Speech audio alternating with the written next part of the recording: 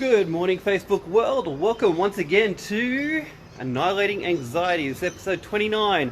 Hope you are well. Hope you're having a great week. I think it's Thursday. Sometimes forget what day of the week it is, but it's Thursday. And hope you are having a phenomenal week. All is going well for you and your anxiety levels are as low as can be.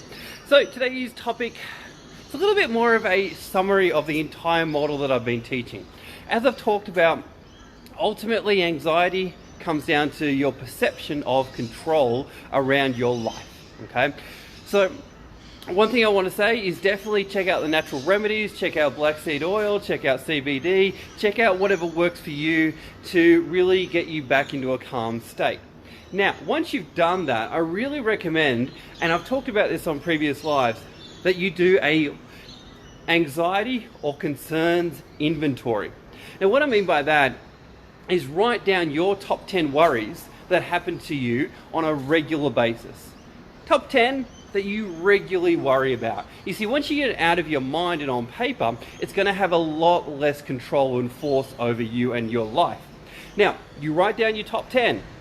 All right, you get them on paper, because once they're out, they can't control you anymore. Now, and it's the first step to bringing back a sense of control. Get your top 10 written down.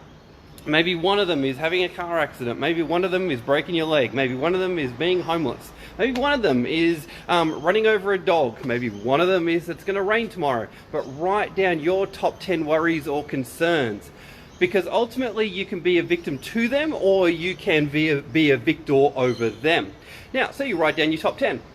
Next thing I want you to encourage you to do is look at what is the probability of each of them happening on a scale of 1 to 5.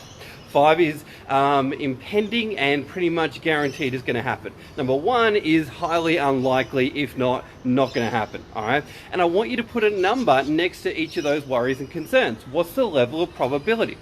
Again, this heightens your level of perceived control around the situations. Now, next level, and the next thing to do, ask yourself, what level of control or influence do I have over this event? Again, a scale of 1 to 5. And 5 is ultimate control, 1 is little control, whatever it might be. But you need to then grade yourself as to how much control you can have over each of those things. And then, for any that you don't have or cannot control, you basically just need to let go. For the ones that you can control, you need to start to think, all right, well, what's a plan that I could put in place to minimize that actually happening? And when you actually start to get strategic about these things, guess what? Again, your control level goes up and your anxiety goes down. The first step, though, is making a decision. Do you want to be in a continual state of anxiety or not? It's pretty much up to you. And when you are consistently worried about things, it can be hard to make that decision. And I guess the really critical thing is to find someone that's going to listen to you, validate your concerns, but then encourage you to get them out of your head and on paper. All right.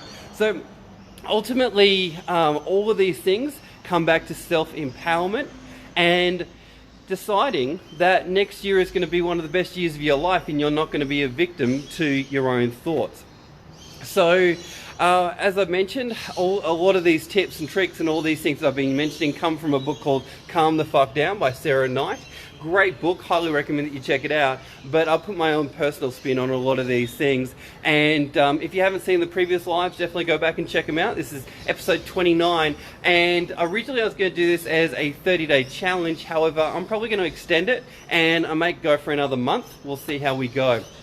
But so far the feedback has been really positive and I've been really enjoying the experience. So you may see more and more of these going into 2020.